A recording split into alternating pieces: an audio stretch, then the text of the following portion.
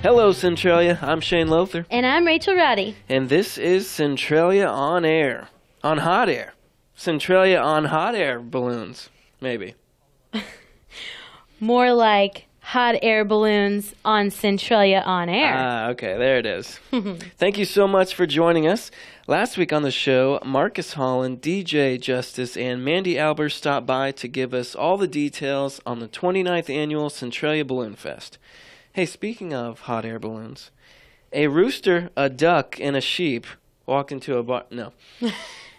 Those animals were actually the first hot air balloon passengers. This was in 1783. It was kind of like the NASA monkeys in space, you know, like test trial, test dummy kind of things. The animals were chosen to study the effects of altitude. It was an 8-minute flight. They traveled 2 miles, about 1,500 feet off the ground. Unsurprisingly, the animals were just fine. That reminds me. Did you hear about that balloon company that had to close down recently? No, I didn't. They couldn't keep up with the cost of inflation. Oh, my gosh. Didn't one of your friends propose in a balloon? Yeah, that's where he popped the question. Oh, Rachel. But you said the girl didn't give him an answer, though? Yeah, so everything's just up in the air right now. Anyways, that was last week. But this is this week. That's right. On today's show, we have 2 very special guests in studio. Our very own Withers Broadcasting X95 and Wiley hot air balloon pilots, Jim and Teresa. All right, Jim and Teresa, thank you so much for being here today. Tell us a little bit about yourselves. Well, thank you. Teresa and I are from Lincoln, Illinois. We're both balloon pilots. We are in a kind of semi-retired mode, so we can travel a little more and come to the towns a little earlier and fly the towns a little sooner. I've been an accountant all my life, and Teresa's been in HR, so we come and bring our skills with what we've done in life and bring it to ballooning to local communities like Centralia. So you guys are our pilots for Balloon Fest in Centralia, and we were talking earlier trying to figure out how many years you've been our pilots, and how many years have you been coming here? Well, we've been coming for, I've been coming for 13 years. Jim's been here for 20-plus years. As a pilot, I come as Jim's assistant, and we've been with you, I think, for about 7 years, and we love every minute of it. Jim, how did you guys get started flying hot air balloons? Oh, Lincoln has had a balloon event much like yours. It was started a year ahead of yours, and it had been going for 2 years, and I went out and got involved in it, and so I was involved in that balloon event for the past 28 years now, and I watched one of our local guys put up a hot air balloon, and I knew that when I watched him do it, that's what I wanted to do. So for about 10 years, I did what we call targets, to where the balloons fly to an area, drop a beanbag, we measure the beanbags.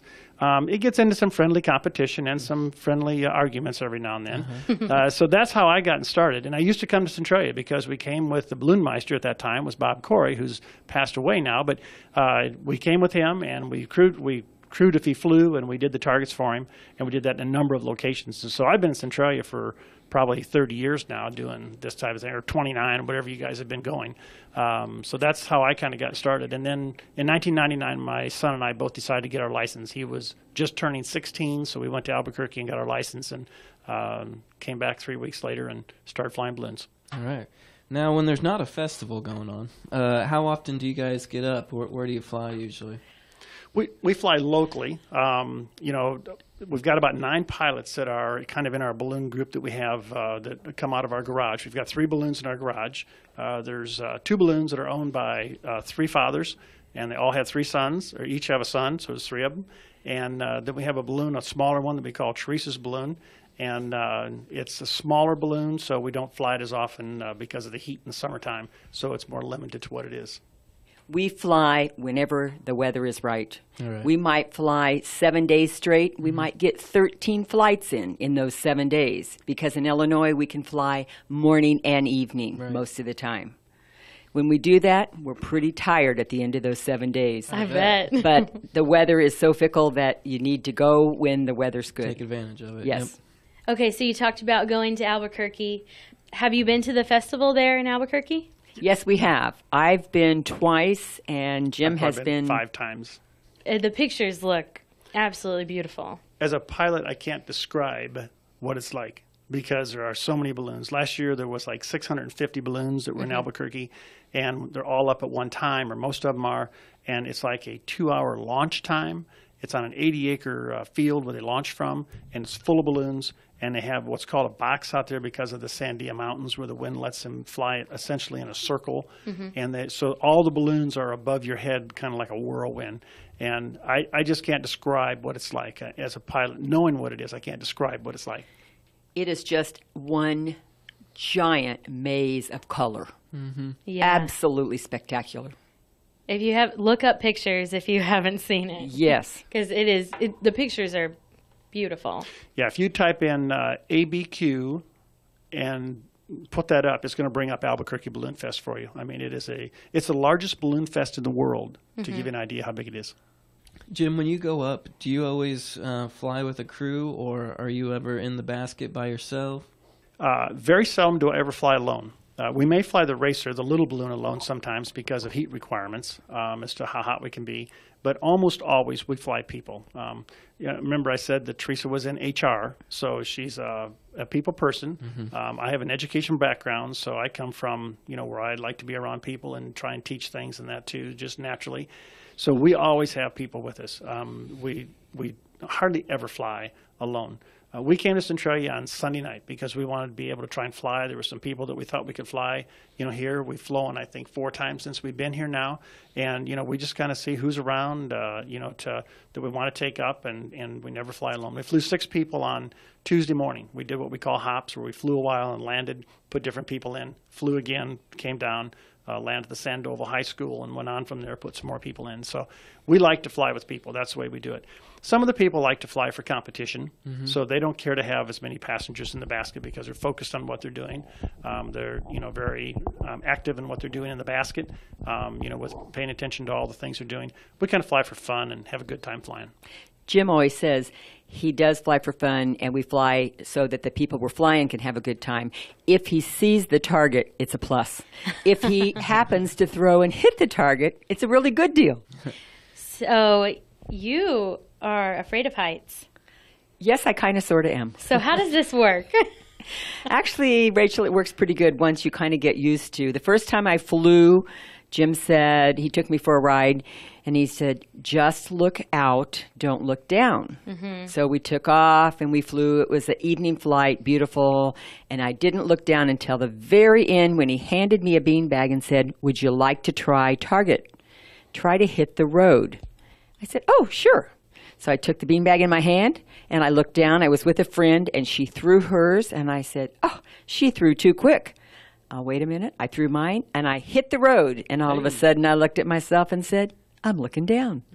Yeah. So we were coming into land, so we weren't up high. I still don't like, I prefer to fly in what I would call low to mid air instead of up in the nosebleed section. Yeah. So I flew with Jim my first time, and I didn't realize it's so smooth going up. And I was looking down at my phone, getting my camera ready and everything. And I look up, and we're like tree level, bird's eye view. And I was like, oh my goodness. And he goes, just take a deep breath. You're fine. Just keep looking out. And it's good to go over the trees, Rachel. Yeah. Yeah, that was my question while we were in the balloon. Have you ever skimmed the top of a tree? It was yes. The answer was yes. Shane and Rachel here. You're listening to Centralia on Air. We're talking with our Withers Broadcasting hot air balloon pilots today. Stick around. We'll be right back.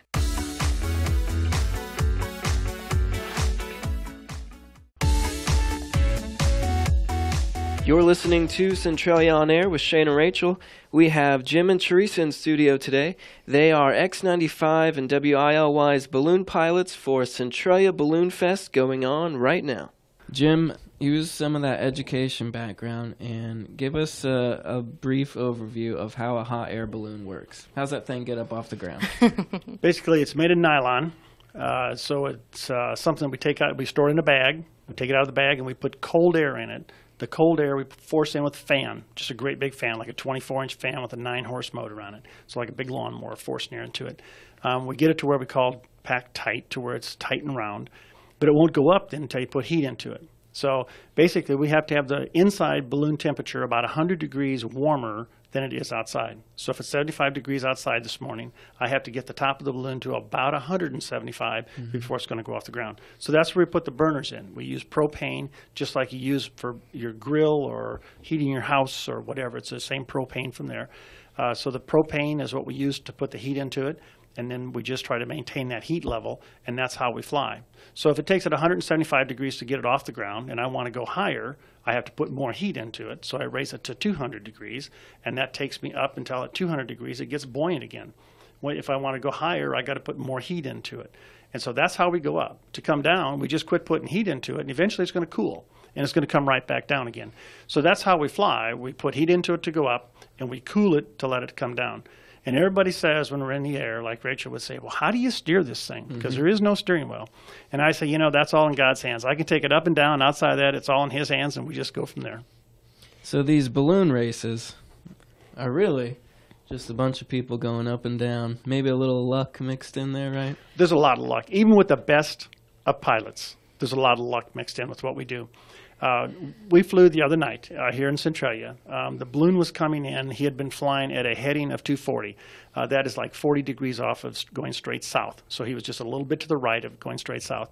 And he had been flying on the same 240 heading for a long time. And just before he got to where we wanted him to land, it changed 20 degrees on him. So there was a little pocket of air that was different, in like 50-foot difference in height from where the balloon had been flying, that was probably 20 degrees different. Well, that starts to alter now where he was going to land, because we were in a nice grass area, and so it was starting to take him to a different way. And he said, I'm not going to make it. I have to go a different direction here.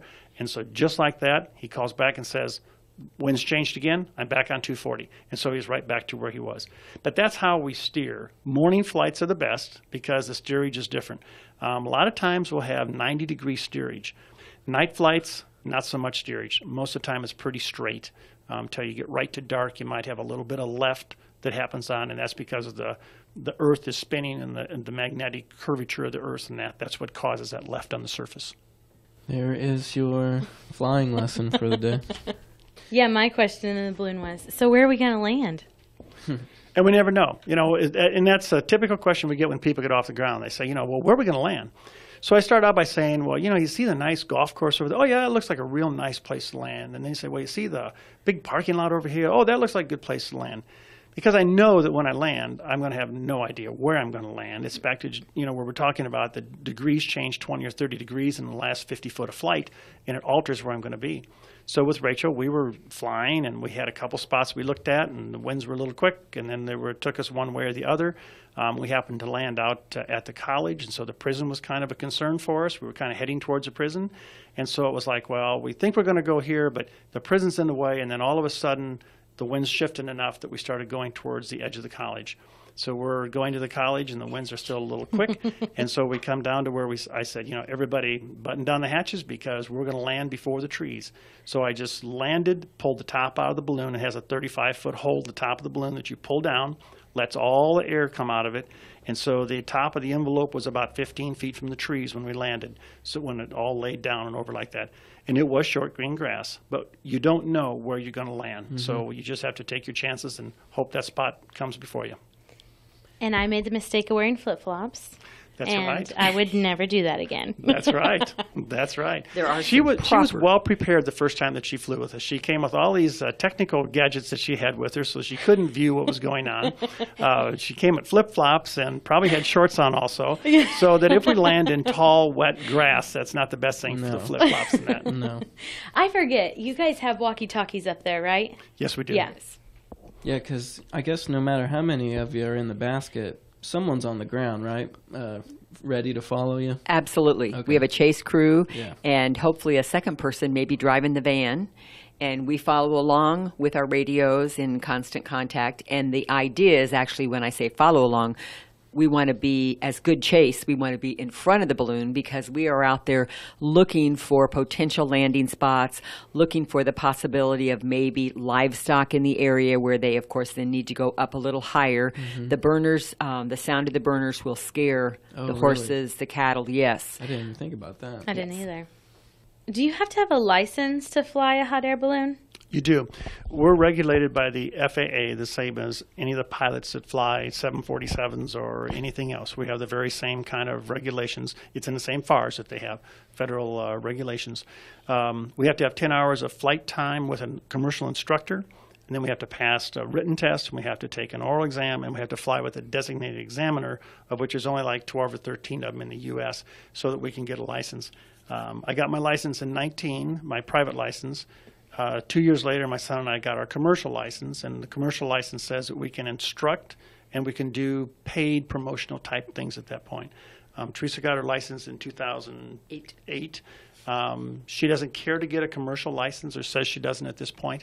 So she can do everything I can, but she's not able to sign somebody's logbook in order to get another license. I fly for fun. Yes. He's the teacher. There you go. So give us a brief run-through of what you guys have been doing this past week. You got here early in the week. Right. Last week? We came early. We came on Sunday evening so that we could possibly fly several times, and we flew on Sunday evening. We flew on Monday morning. We passed on Monday evening. We flew Tuesday morning. We did a media flight on Thursday, and then over the weekend we're scheduled to where there's supposed to be, depending on weather all the time, as to whether we have flights or glows, as to whether whatever goes on at that time. So that's what we were doing. The whole weekend was trying to put balloons in the air for people in Centralia. It's been going on a long time. There's people that, we talk to people that are 30 years old, and they say, I was 5 years old when I saw my first hot air balloon. That was 25 years ago in Centralia or something.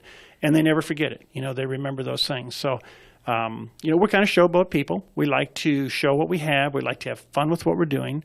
We like to entertain. All of us have that kind of entertainment side that goes along with what we do.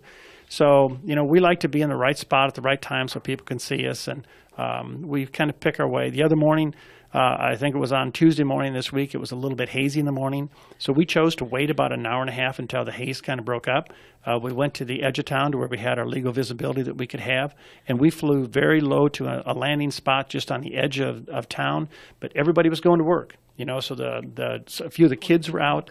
The horns were honking to the people going by, and so then we went around to the local community. We were in the local IGA store, and somebody said, "Did you see the balloon this morning?" And yeah, we talked to them for a while, and finally we tell them, "Yeah, we were in that balloon," because we have on a balloon shirt and all that. And they see a balloon in the parking lot. So that's kind of the fun of it, is it by coming early and being able to be in the air, it gets people kind of geared up for the balloon event.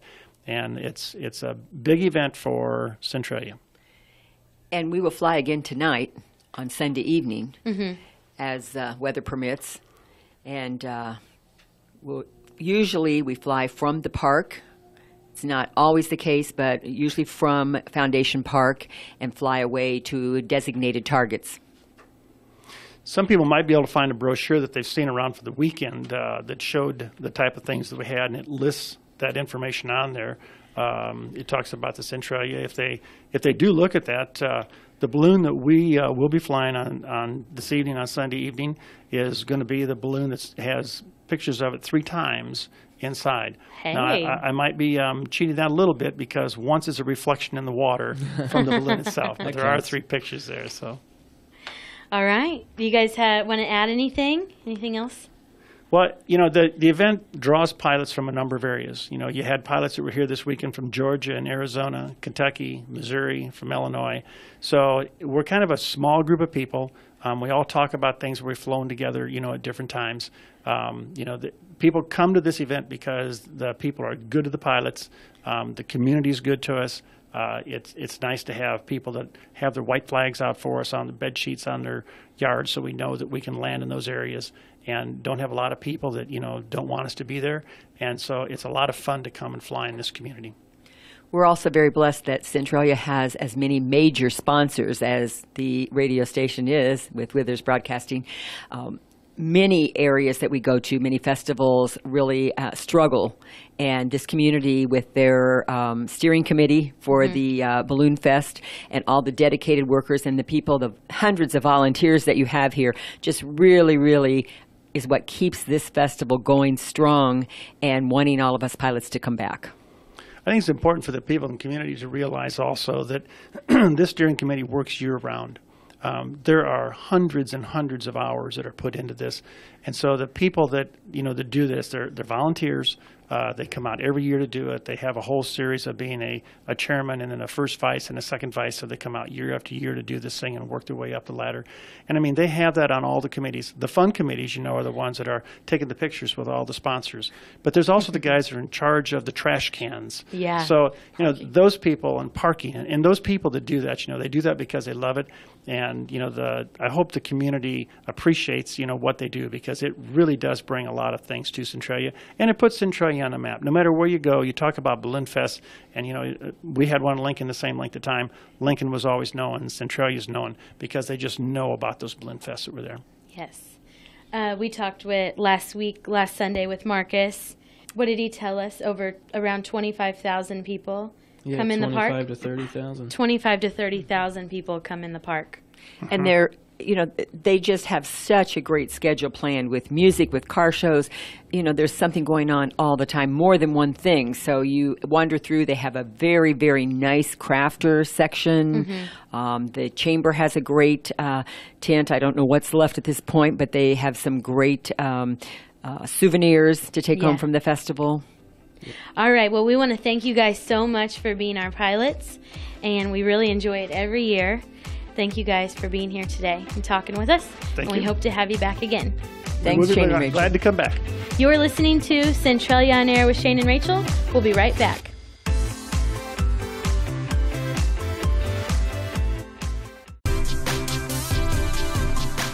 Welcome back. This is Centralia on Air with Shane and Rachel. Here's a look at your community calendar. Join Roadhouse Harley-Davidson on Saturday, August 25th from 11 a.m. to 10 p.m. for Rockin' with the Troops. Help honor all past and present men and women of our armed forces. Roadhouse will have live bands, bounce house, 50-50 drawing, and much more. This is a family-friendly event. All donations from the raffle will go to the Wounded Warriors Project. Sandoval High School is having an all-class reunion on Saturday, August 25th. Doors will open in the gym at 1 p.m. The 28th Annual Wren Lake Car Show on September 8th from 4 to 9 will be held at the Benton Public Square. Check out over 200 vintage and classic vehicles. Centralia Fire Protection District is hosting Glow Bingo at the Centralia Elks on Saturday, September 8th. Doors will open at 6 and bingo will start at 7. $1,000 in cash prizes, 50-50 and cash bar, $20 per person in advance. For more information, call 532-3941. Spaghetti Dinner Benefit for Beckham Bass will be held on Saturday, September 15th from 4 to 8 at the New Horizon Christian School in Centralia. All-you-can-eat spaghetti, $10 for adults, $6 for children 3 to 12 years old, and 3 and under are free. There will be a silent auction and 50-50 tickets. For more information and to purchase tickets, you can contact Becca Bierman at 367-4993. Join the City of Centralia's Parks and Cemetery Advisory Committee along with Centralia Cultural Society for Elmwood Speaks starting Thursday, September 13th through the 16th. Tours will fill quickly, so call the Cultural Society at 532-2951 to reserve your tickets. And a look at your local area blood drives. Friday, August 24th at Salem Walmart from 11 to 3, and Monday, August 27th at Wren Lake College from 10 to 2. And that's a look at your community calendar on X95 and the Big 1210. If you have an event you would like to share with us, you can email wiley1210@gmail.com. Or for more information about these events and others, check out our website at x95radio.com. That's it for this week. Feel free to hit us up on Facebook or Twitter at X95 Radio if you want to comment on anything. If you like what you heard today, come back next Sunday at 11 on X95 in the Big 1210. You can also find past shows on YouTube. Thank you so much for listening, and until next time, she's Rachel Roddy. And he's Shane Lothar. And this was Centralia On Air.